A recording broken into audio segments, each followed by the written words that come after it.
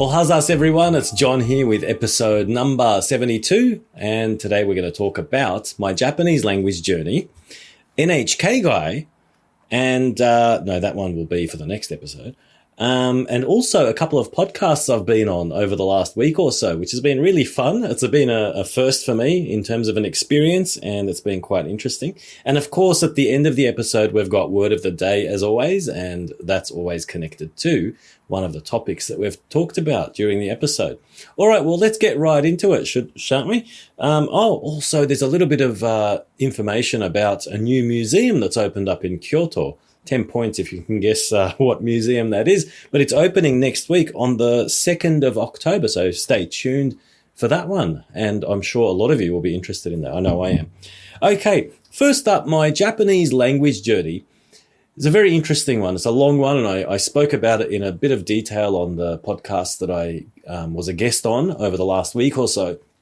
And I'd love to share it with you because I think all of us have our own Japanese language journey, and we've got different ways. We've come here through different paths and different ways, and each of us has our own story. So I'd love to hear your story as well. Feel free to drop it in the comments if you're watching this on YouTube. If you're on X, of course, feel free to reach out or reply to the tweet that I put out for this episode. And so my journey started all the way back in 1992, believe it or not, which is going back a pretty long time ago. That's 30-something years, right? It's a bit hard for me to calculate that at this time of morning, but that's quite a while back. Now, back then, it was actually not a compulsory subject in terms of like, you have to study this. But I mean, sort of it was technically, I guess. But at the school I was at the time, our teacher was obviously qualified to teach sort of beginners level Japanese. She was an Australian teacher and she could teach that as a subject. So our class, it was year 7 at the time. So I was 12 years old. We started studying Japanese, and we started off, I still remember it to this day. I had a little exercise book and I had things like watashi no namae wa John desu and konnichiwa and ohayo gozaimasu and stuff like that. So that's all we studied for a whole year. We did obviously counting the days of the week, if I recall correctly, and I think the months as well. So that was my introduction to Japanese, and all of us did it. We were a class of about maybe 20 to 30 kids, and we all did it.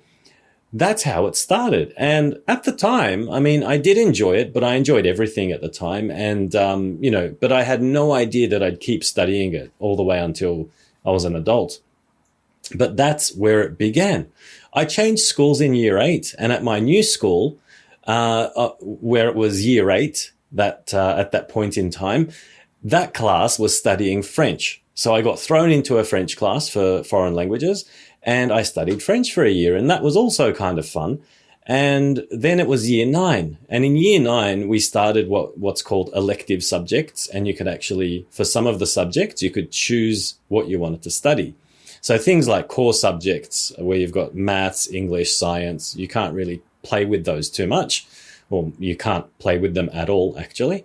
But with things like languages, you could actually choose. You could choose to not study a language, or you could choose from several languages. And so because I had studied French for 1 year and Japanese for 1 year, my teachers told me that I could choose from one of those two in year 9 if I wanted to continue studying a foreign language, or I could just not study foreign languages anymore. So I had to think about this because it was kind of difficult to choose because I enjoyed studying both, and I thought about it, and I mentioned this on Jeff's podcast, I think it was, and everything in Japanese is so different. It just fascinated me, and it was the script, the grammar, the words. I mean, with French, you've got words that sound almost exactly the same as they do in English. And that it didn't put me off, but I was kind of like, you know what, Japanese is a bit more challenging, a bit more interesting and fascinating. And kanji really kind of fascinated me. And then later on, obviously, once you start studying for a couple of years, you kind of regret that you started because I'm joking, of course. But it gets so complicated with all the different kanji readings, as I'm sure a lot of you know. Many of you who watch or listen to my podcast I think, are either living in Japan or overseas and have a strong interest in Japan and its language. So I'm sure you all know that Japanese has 3 writing systems: hiragana, katakana, and kanji, the Chinese characters. And so it's a nightmare to learn and to study and to master. But it also makes it very interesting. So anyway, I don't want to go too far off track, but that's the reason why I chose Japanese over French at the time.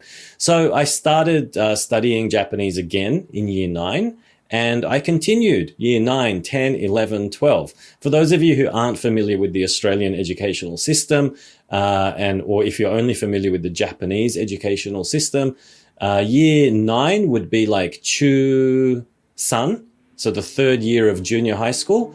And and then 10, 11, 12 is like Ko Ichi Ni San.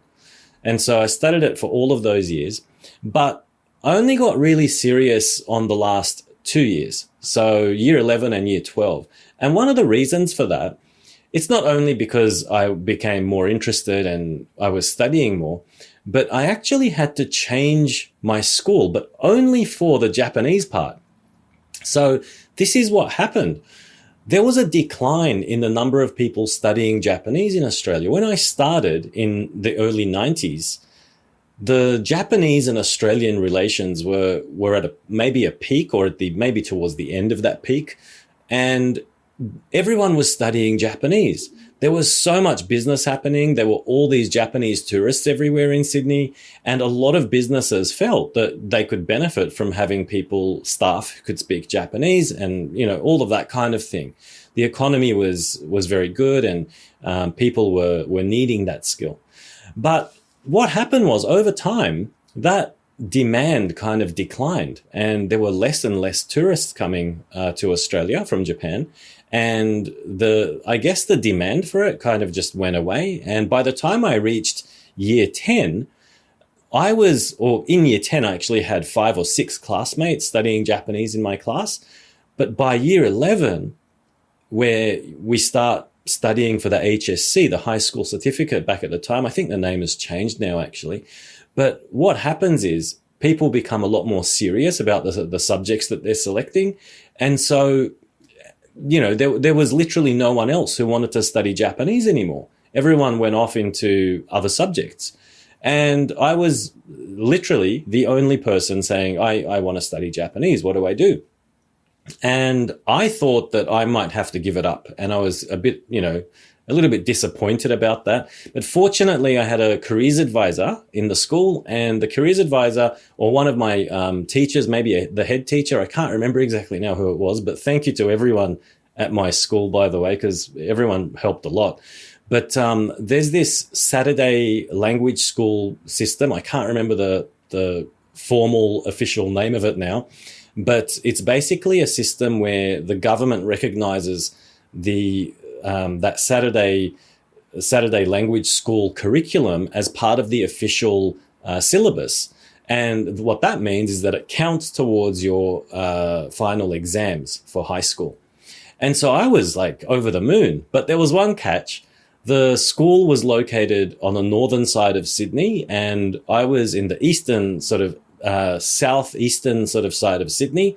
And so I had to travel every Saturday what was I back then? 15, 16, 17 years old. And so I had to get up. I think it started at something like 8:30 in the morning, and it used to take me about an hour by the time I got there. I had to get a bus and then, a train. So I had to get a bus all the way to Central, which wasn't too far, to be honest. It was about 20, 30 minutes. And from Central, I had to get a train all the way to a place called Chatswood, which is only, again, about 20, 30 minutes. And from Chatswood, I had to walk for about, I can't remember, let's say 10 minutes, 10, 15 minutes. Anyway, so it would take me like an hour to get to this place. So I had to leave my place at about 7 in the morning, around there somewhere, 7:30 in the morning.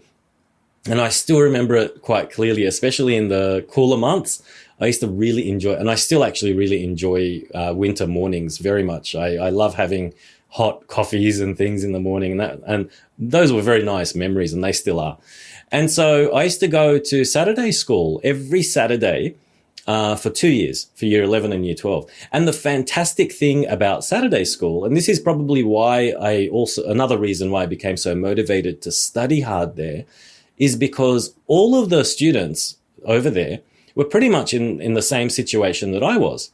So you only do that if you really, really want to study the language. So what happened was I was surrounded by people who wanted to study Japanese. They wanted to study it so much that they were willing to give up 3 to 4 hours of their Saturday mornings every week for 2 years in order to study it. So as you can imagine, everyone was highly motivated, and that brought up I think the average level of the class. And that made things so much more fun and so much more meaningful, I guess, for me. It was a really, really nice class. And to this day, I really appreciate that system.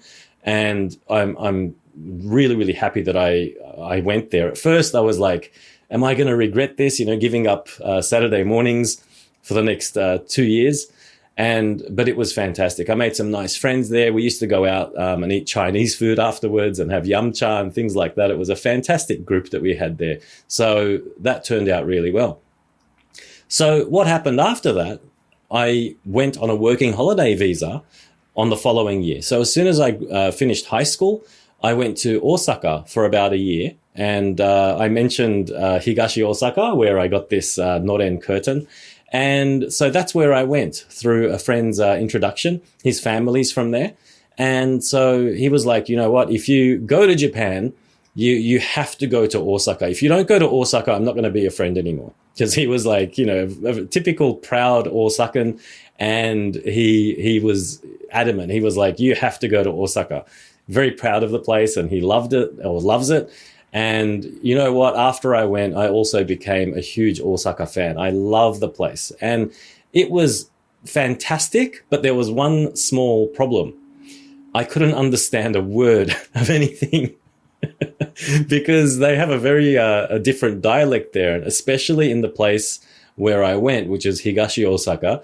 They have a very strong dialect, and it's quite rough. It's a rough kind of Japanese. It's not very refined.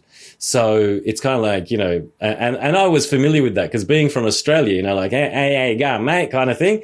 And that's the kind of tone that they speak with in Higashi Osaka. I wouldn't go as far as to say like that it's bogan, but it's certainly very blue collar, and it's very, very friendly, very. And I actually loved that. It really clicked with me because it was kind of the same as the environment where I had grown up. And so I was very familiar with that kind of tone and that kind of personality. So for me, it was a fantastic fit, and I'm really glad that I went to Osaka. Anyway, that's generally speaking, in a quick sort of a summary, that's my Japanese language journey. And from there, obviously, I lived in Japan with that working holiday visa. Then I went back to Australia, and then I came back to Japan again about 12 years ago. And here I am. I'm still here, and I continued studying it. And I got I talked about this on Jeff's podcast, actually, Deep in Japan. If you don't know about Jeff's podcast, by the way, have a check in the description and you'll find the link there. But I mentioned it there, and yeah, I basically got my JLPTs. I got N2 first, obviously, and then I went for my N1 about a year or two later. And we had a bit of a discussion about whether or not JLPTs are actually useful or not in Japan. And I've got mixed feelings about it. Obviously, I don't believe that it's a waste of time. Let me put it that way. It's like having a driver's license, right? People are going to believe you if you can say I can drive and whatever. But if you can actually show that you have the license, or that you've done something to show that you're serious about it, then obviously it helps. And no, it doesn't mean that if you have an N1 that you can speak really well. I've met people who have N1 and actually can't speak very well. So it's not like a perfect indicator. And yes, the rumors that you hear about N1 having a lot of grammar and words and things that you'll never ever use is 100% correct. 100% correct. There are plenty of things that you'll never use, in that you'll never see, you'll never use, and you'll be like, why did I have to learn that? But it's one of those things. And in terms of career prospects and opportunities, it will actually help you very, very much, in my experience. Again, I always like to put that little fine print because I think everyone in Japan has a very different experience after looking at, the things that go on online, on Reddit, on Twitter, and things like that. There are obviously, tendencies and things like that, but I do appreciate that there are very, very different experiences. There are some people who have never sat for any JLPT, and they have successfully become translators and interpreters and things like that, and vice versa. So, yeah, it's an interesting kind of a topic, but generally speaking, and I'm cautious with that, but generally speaking, you'll find that if you have JLPT, especially N2 or N1, you'll find that you'll be able to secure a lot more interviews, and you'll get a lot more callbacks if you're applying for jobs and things like that. Anyway, that's enough about Japanese language learning and my journey. If you have your own really a unique or interesting story, I'd love to hear from you. Please leave a comment below, or feel free to share it with us on X or wherever the platform that you are on.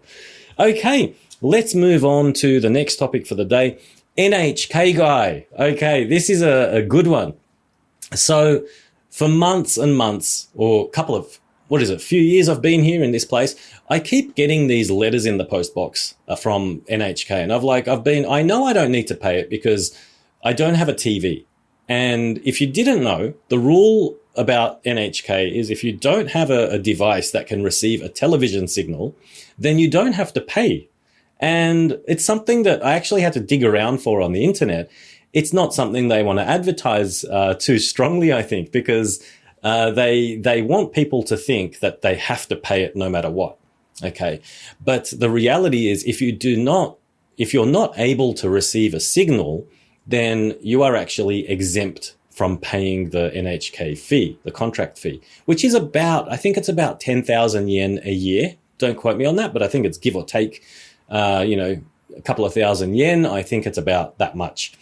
So I actually had a look online for advice, and I found out that you can simply just call up the NHK customer service center and tell them, I don't have a TV.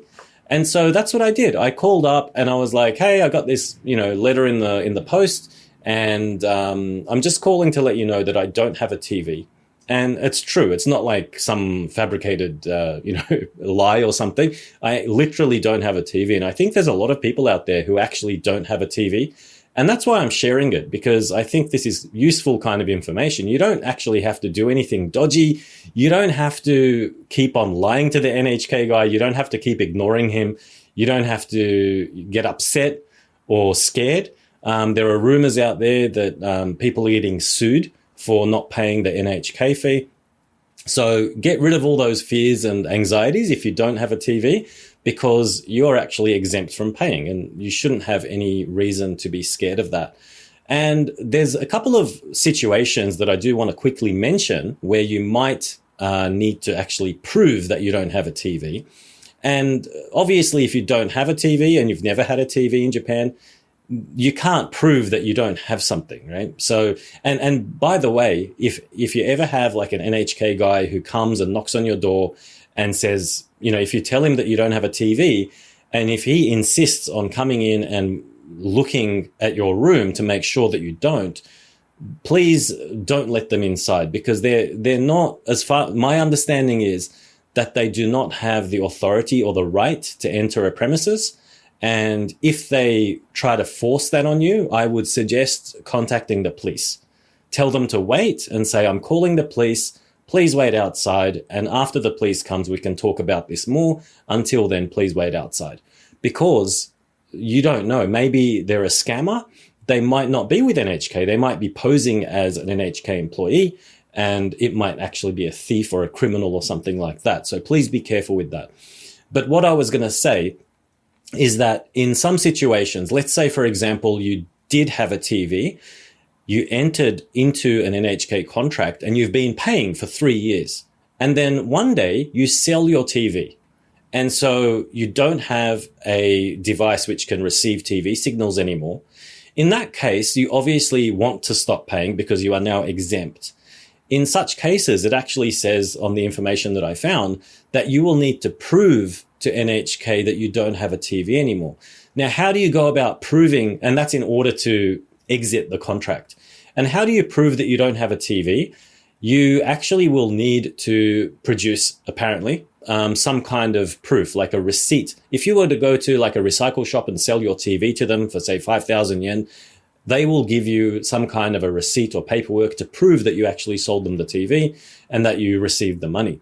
That can count as proof that you got rid of the TV. Other situations include things like giving it to a recycling center where they might actually dispose of the TV properly according to the regulations. In those cases, you will also apparently receive some kind of a paper that says that you handed over a TV, and they will actually accept that as proof that you no longer have that TV.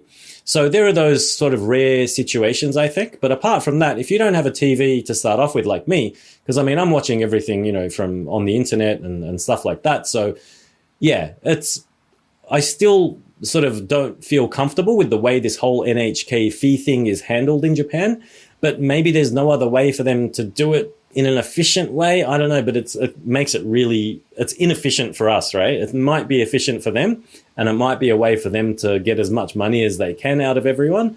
But for us, for the user, it's actually very inefficient. And I wish they would just, if they really think that they have a right to take this money from us, I think they should just take it out from our taxes. Just take it out from our income tax and call it a day and whatever. But I think the complication with that is that there are going to be people who say, I don't have a TV.